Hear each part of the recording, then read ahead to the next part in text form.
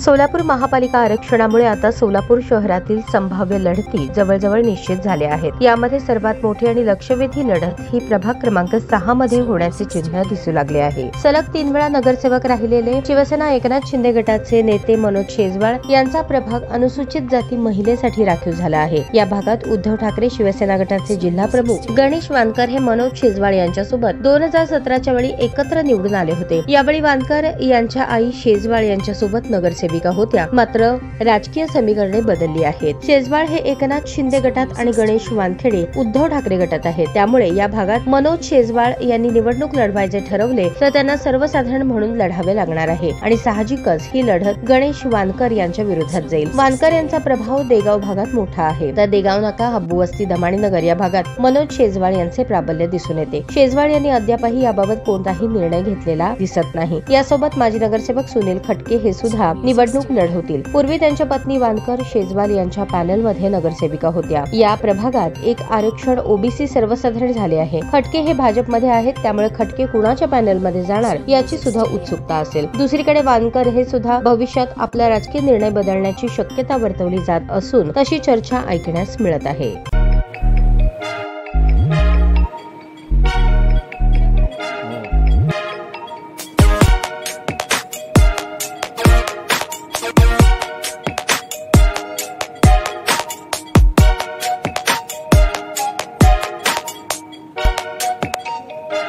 सोलापूर शहरातील सुप्रसिद्ध हॉस्पिटल म्हणजे सेंट्रल मल्टी स्पेशालिटी हॉस्पिटल मागील अनेक वर्षापासून सेवा बजावत आहे। 24 तास इमर्जन्सी सर्व्हिस, मॉडर्न टेक्नॉलॉजी, अनुभवी डॉक्टर्स तसेच अत्याधुनिक तंत्रज्ञान सुविधांनी सुसज्ज स्त्रीरोग प्रसूती विभाग, ऑर्थोपेडिक विभाग, मेडिकल विभाग आणि इतर एकमेव नाव म्हणजे सेंट्रल मल्टी स्पेशालिटी हॉस्पिटल।